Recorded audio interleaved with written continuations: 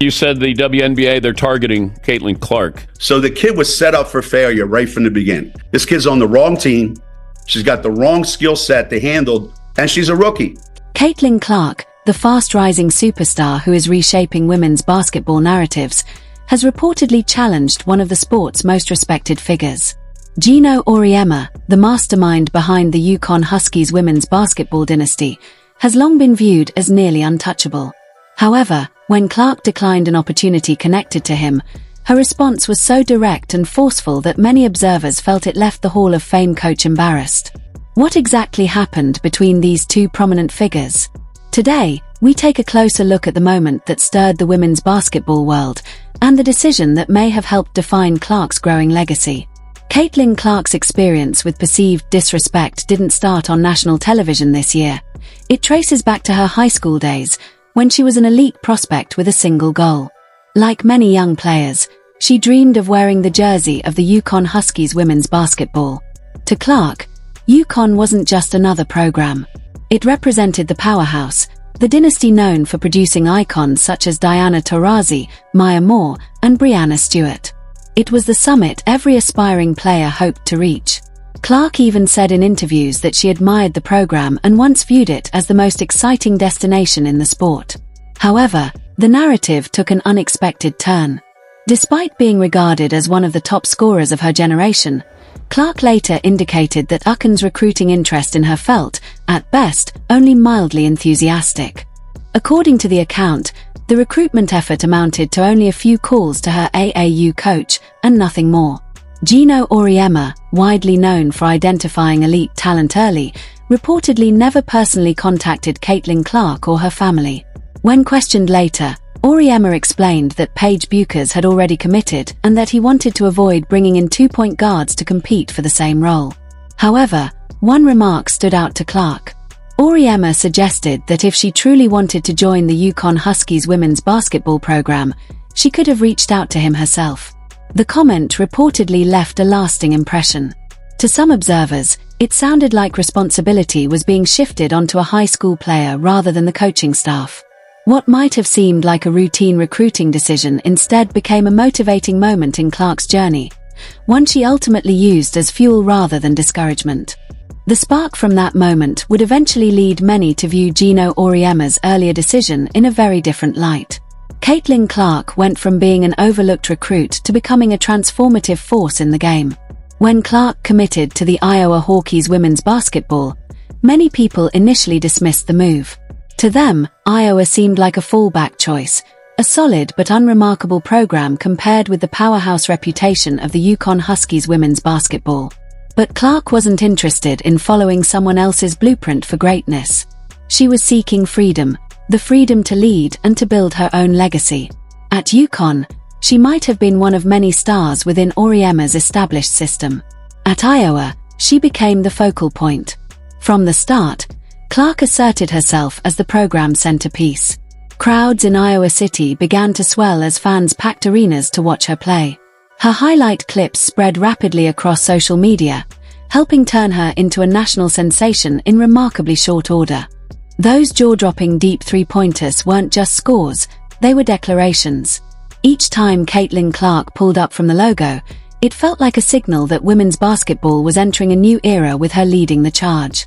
While Geno Auriemma remained firmly established atop the sport, Clark was steadily building her own powerhouse moment by moment. Arenas began selling out regularly. Road games started to resemble major events rather than routine matchups. Fans weren't only coming to support their teams, many were coming specifically to watch her. Television ratings that had once stagnated began to surge when Clark played. Networks that had previously given limited attention to women's basketball suddenly prioritized featuring her. She wasn't just attracting viewers, she was energizing the sport's broader growth. This rise wasn't accidental. Clark didn't rely on the historic prestige of the UConn Huskies women's basketball or the endorsement of Auriemma. Instead, the Iowa Hawkeyes women's basketball provided the stage, and she maximized it. From a distance, Auriemma observed her ascent. Yet rather than fully acknowledging any recruiting regret, his public comments often carried a complicated tone, offering praise for Clark while still sounding measured and cautious. Observers began to notice what felt like mixed messaging. While Geno Auriemma often complimented Caitlin Clark, some felt his remarks also subtly tempered the praise. Each time he strongly promoted Paige Buecher's, critics interpreted it as a reminder of his influence in shaping elite talent. One reality stood out. Clark's playing style was very different from the traditional system Auriemma has long favored. As debate intensified, the conversation eventually expanded beyond Clark herself to include the rapidly growing fanbase surrounding her. In June 2024, during an appearance on The Dan Patrick Show, Auriemma pushed back sharply against what he viewed as unrealistic expectations from some fans. He specifically questioned predictions that Clark could finish in the top 4 of WNBA MVP voting as a rookie, dismissing those projections as overly optimistic. The comments sparked significant discussion because they touched not only on Clark's potential but also on the surge of new attention and enthusiasm flowing into women's basketball. For supporters, the moment became another flashpoint in the ongoing debate about Clark's impact and how the sport's rapid growth is being interpreted. Caitlin Clark didn't respond with words or public back and forth. Instead, she answered in the way she knows best, through her performance on the court. The results spoke loudly: Rookie of the Year honors and selection to the All-WNBA first team. When MVP voting concluded, Clark finished 4th, exactly where many of her supporters had predicted. In the eyes of fans, her on-court production directly challenged the skepticism that had surrounded those projections. What had once sounded like confident analysis from Geno Auriemma began to look, to some observers, like a misread of Clark's immediate impact. Her success became validation not only for her own trajectory but also for the fans who believed in her potential from the start. Yet the broader debate around Clark's rise, and Auriemma's earlier comments, continued to linger. With every viral highlight, sold-out arena, and record broken by Caitlin Clark, the conversation around her continued to grow. Geno Auriemma kept addressing the topic publicly, which many observers interpreted as a sign of how central Clark had become to the sports narrative. In one particularly pointed interview, Auriemma suggested that much of the sudden attention surrounding Clark reflected broader momentum within women's basketball rather than the rise of a single player. His comments implied that fans, media, and the league were benefiting from a wave that had been building for years.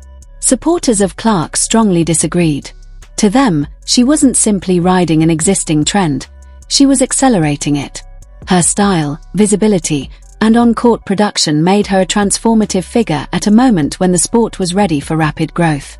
Viewed more broadly, the situation came to symbolize a generational transition within women's basketball, the established power structure alongside a new wave of star influence.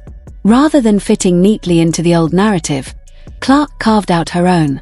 The larger question many observers continue to debate is what this shift ultimately means for the sport's future, and how both Clark's rise and Auriemma's long-standing legacy will be remembered as the landscape continues to evolve.